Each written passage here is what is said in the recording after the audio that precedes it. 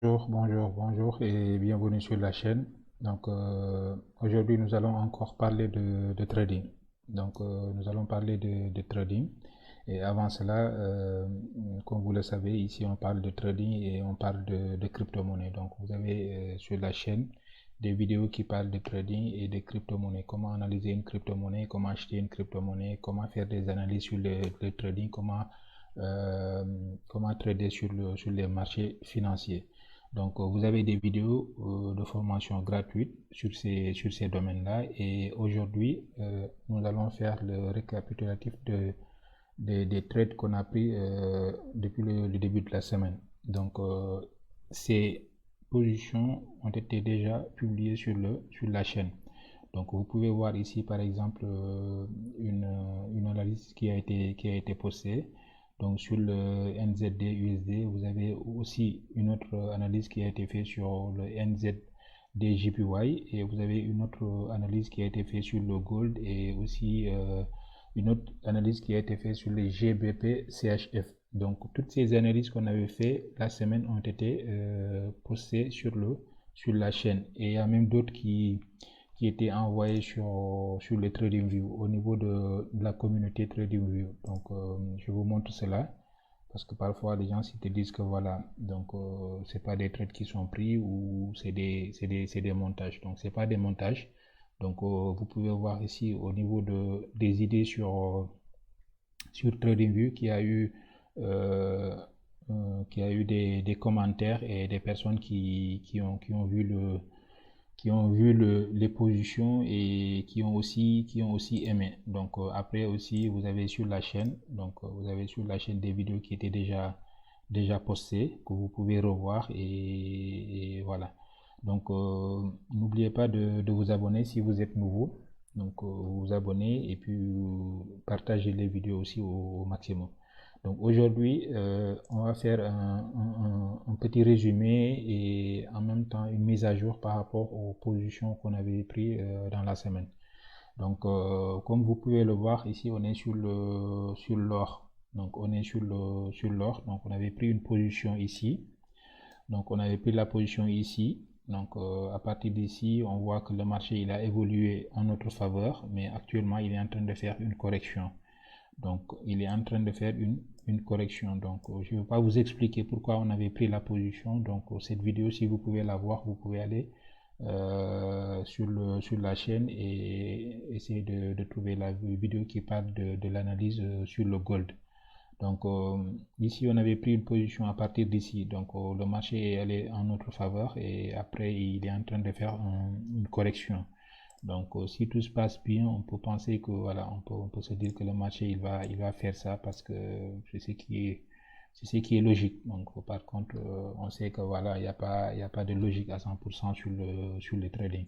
Mais néanmoins, nous, on a déjà pris la position et étant donné que la position était en notre faveur, qu'est-ce qu'on a fait? On a mis un break-even, c'est-à-dire à partir d'ici, on a remonté le stop. Notre stop loss qui était à la base ici, on l'a remonté jusqu'ici. Pourquoi? C'est pour éviter de perdre de l'argent sur cette position-là. Il y a certains qui auraient déjà pris leur gain ici et sorti du marché, tout dépend. Voilà, en gros, c'est l'analyse. Normalement, on peut avoir ça et si tout se passe bien, sinon, on ne va pas perdre de l'argent sur cette position.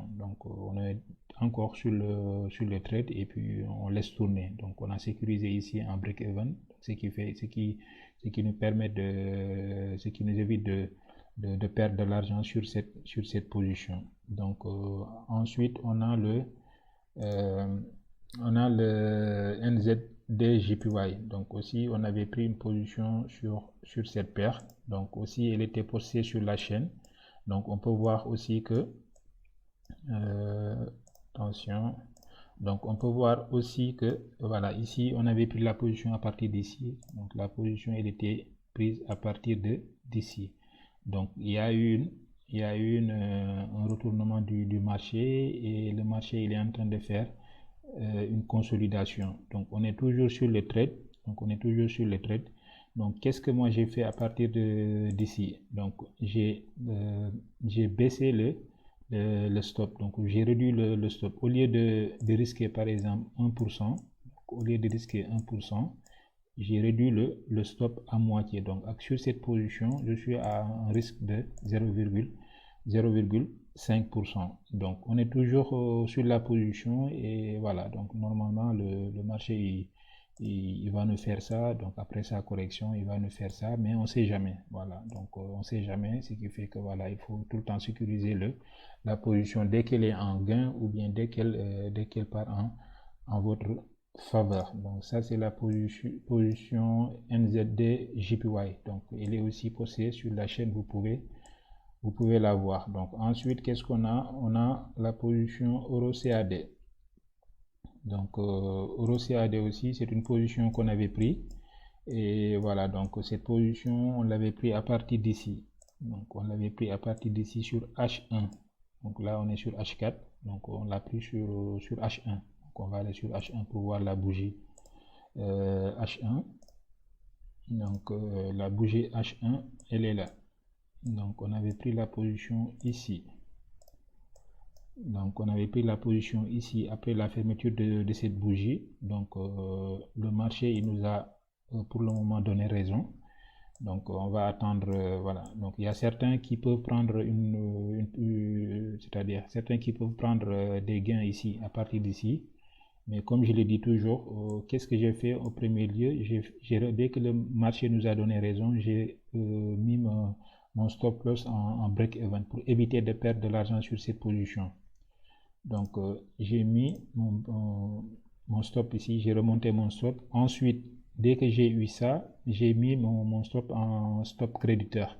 Ce qui fait que dès que le marché il fait une correction jusqu'ici, moi je sors de la position. Je ne vais pas gagner beaucoup, mais au moins je ne vais pas perdre et je vais gagner quelque chose. Ici par exemple, on peut dire que en sortant ici, donc en sortant ici, je peux avoir par exemple, je peux avoir, tu vois, je peux avoir 2,7 en fonction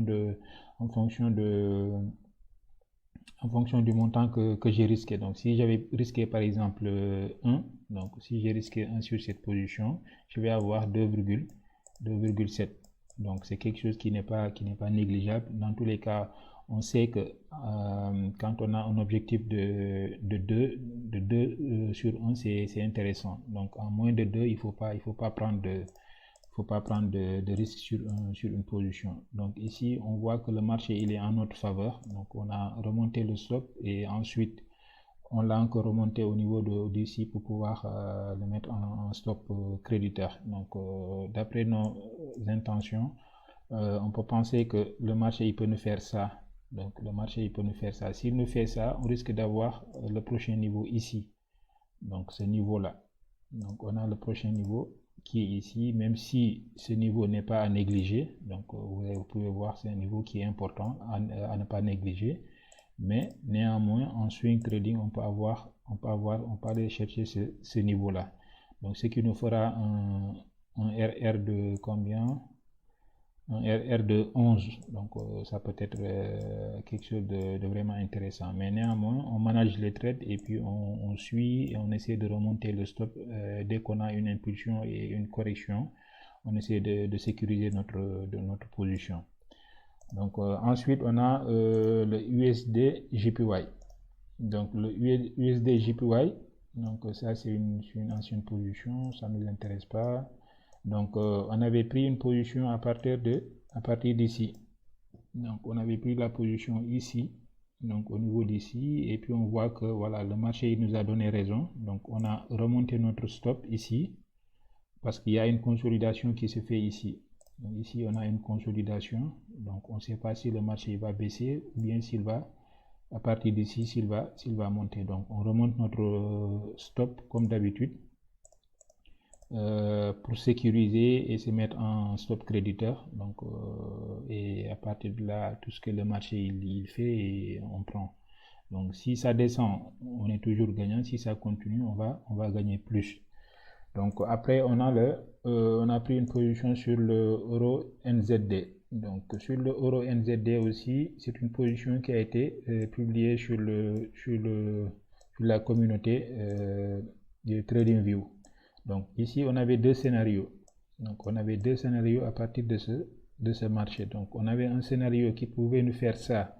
Donc vous pouvez voir, il pouvait nous faire ça. Et à partir de là, si on a une cassure avec un pullback, on pouvait se permettre de faire un sell ici. Mais le deuxième scénario, c'était faire une cassure avec un throwback. À partir d'ici, on pouvait se permettre de faire un buy. Donc quand on part sur H1, on peut voir que le deuxième scénario, on l'a eu et on n'a pas hésité. Donc on a eu la cassure. Donc ici c'est pas une cassure, c'est une fausse cassure. Donc on peut dire que voilà, c'est pas intéressant ici. Donc on a eu la cassure ici. À partir de la cassure, on a eu le pullback.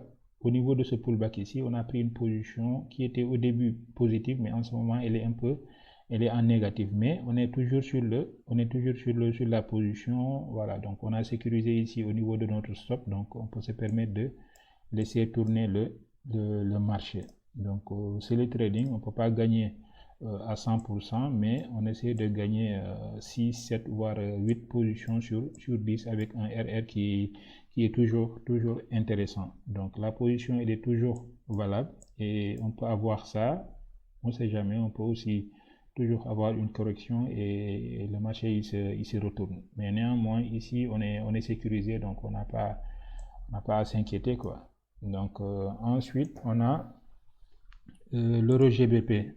Donc au niveau de l'euro GBP, on avait aussi ici une possibilité, donc c'est-à-dire qu'il y ait une cassure ici. À partir de cette cassure, si on a un throwback ici, on pouvait se permettre de prendre la position. C'est ce qui s'est passé. Donc quand on part sur H1, on peut voir qu'il y a eu réellement la cassure. Donc on a eu une cassure ici avec un pullback, un throwback ici. Et à partir du throwback, on a pris la position. Donc on était déjà en gain, donc on était déjà en positif, mais là on voit que le marché est en train de faire une correction. Donc on s'est mis en break-even. Donc si notre stop est touché, on sort de la position sans gagner, mais sans aussi perdre. Donc après toujours, si le marché il nous fait ça, il fait jusqu'ici, il revient jusqu'ici, on peut toujours reprendre la position. Donc ici, on n'a pas à avoir peur. Si on sort en break-even, c'est qu'on n'a pas perdu de l'argent, on n'a pas gagné, mais on n'a pas perdu. Donc si le marché il nous fait ça, il revient jusqu'ici aussi, toujours on a ce support qui est là. Donc on aura ce support qui est là. On pourra aussi prendre la position pour essayer de chercher ça. Donc voilà le récap de ces positions. Donc comme on sait qu'au niveau du trading on ne peut pas gagner tout le temps, donc on s'est pris un stop loss ici. Donc on avait pris une position ici. Donc on avait pris une position ici au niveau du GBP JPY. Donc la position on l'a pris ici et comme vous pouvez voir, le marché n'est pas allé en notre faveur. Donc le marché n'est pas allé en notre faveur et puis il a touché notre stop. On a perdu 1% donc on a perdu 1% de notre capital. Donc on peut le dire ainsi. Après il y a le GBP CHF. Donc on avait posté sur la chaîne aussi. Donc ici on avait pris la position ici. Donc comme je l'ai dit, si vous voulez voir pourquoi et comment on a pris la position, vous pouvez aller sur les autres vidéos qui sont sur la chaîne. Vous pouvez rechercher l'analyse GBP CHF. Vous pouvez voir pourquoi et comment on est rentré sur cette position. Donc sur cette position, on était rentré ici. Donc à partir de cette bougie, donc on est rentré ici, on a eu jusqu'ici. Donc le marché est monté jusqu'ici. À partir d'ici déjà,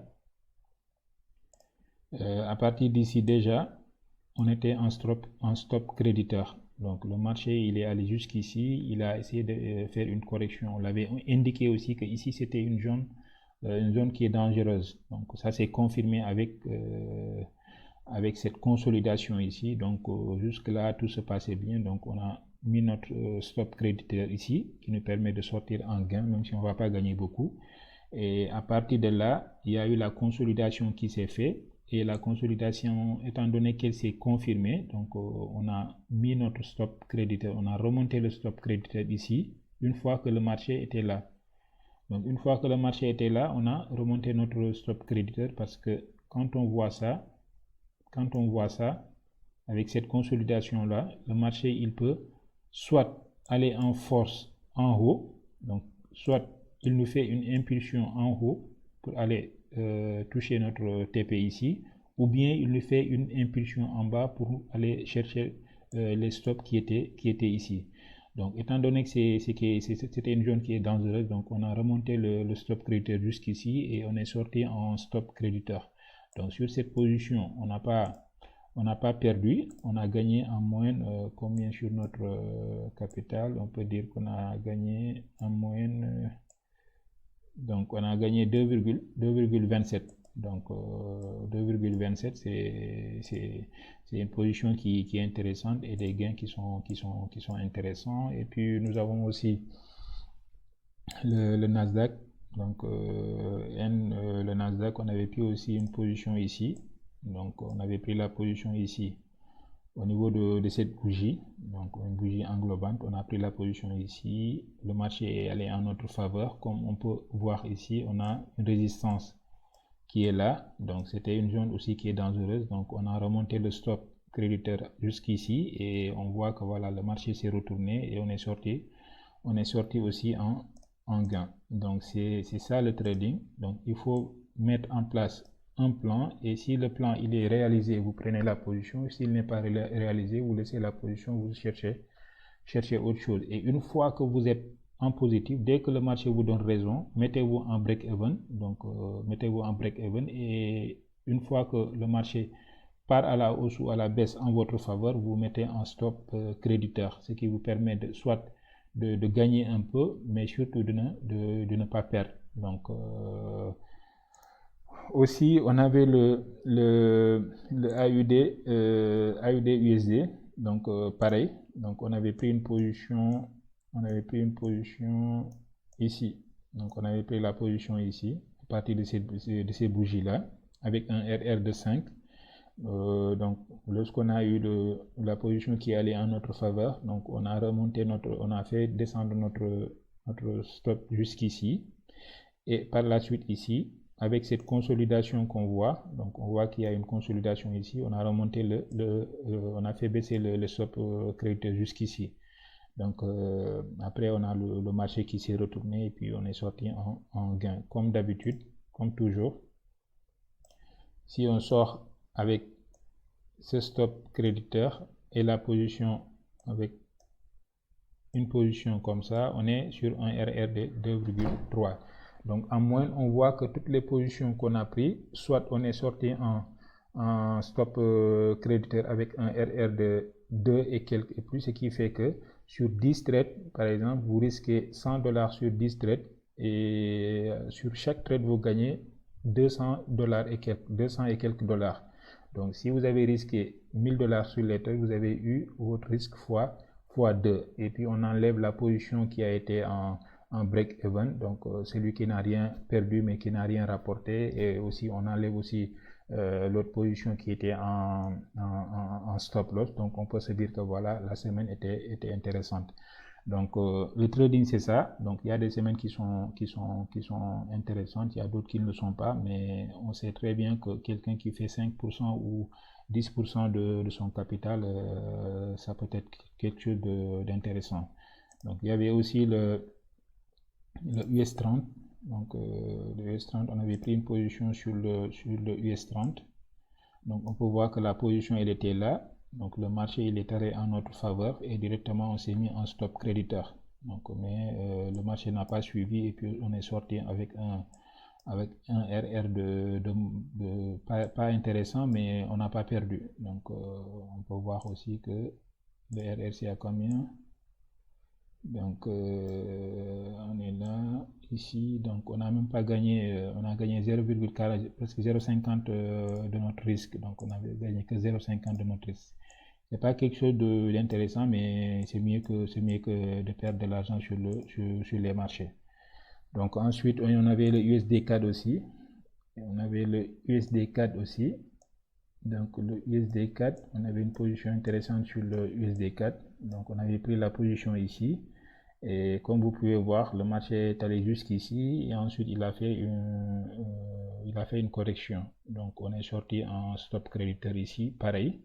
Donc si on calcule le RR, on peut voir qu'on avait risqué 1% pour gagner 2, à peu près 3%. Donc on risque $100 pour gagner $100, $300.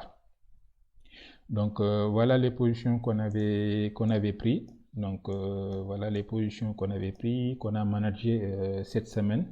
Donc je peux vous dire que voilà, donc toutes les positions qui étaient là, la majorité ont été postées soit sur la chaîne YouTube ou bien sur la communauté, au niveau de la communauté TradingView. Donc c'est des choses qui sont réelles. Donc, on fait des choses qui sont simples ici. Donc, on fait des choses qui sont simples. Le trading qui est simple, pas compliqué, mais qui est rentable.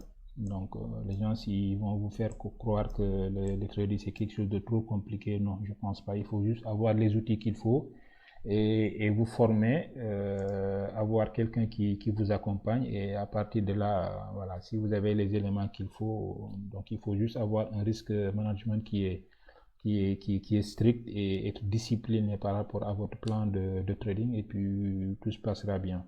Donc, on revient sur la chaîne. Donc, vous pouvez voir sur la chaîne des vidéos qui sont intéressantes sur une formation gratuite que j'ai mis en place. Donc, il y aura d'autres vidéos qui vont venir. Donc, vous pouvez déjà voir des vidéos qui sont en français ou bien en Wolof si vous êtes sénégalais et que c'est le Wolof qui vous intéresse. Vous pouvez voir les vidéos qui sont en Wolof et si vous êtes francophone, vous pouvez voir les vidéos qui sont en français. Donc, c'est ce qui était prévu aujourd'hui et vous pouvez laisser un commentaire si ce genre de contenu vous intéresse. Donc, n'oubliez pas de vous abonner si vous êtes nouveau sur la chaîne et de liker aussi les vidéos surtout. Donc, il y a aussi un groupe Telegram qu'on a créé pour la chaîne. Donc, je vais mettre le lien sur la description de la vidéo ou sur les commentaires. Donc, vous pouvez nous rejoindre si vous êtes intéressé sur le trading ou bien sur la crypto-monnaie. Donc, sur ce, je vous dis à très bientôt et ciao, ciao.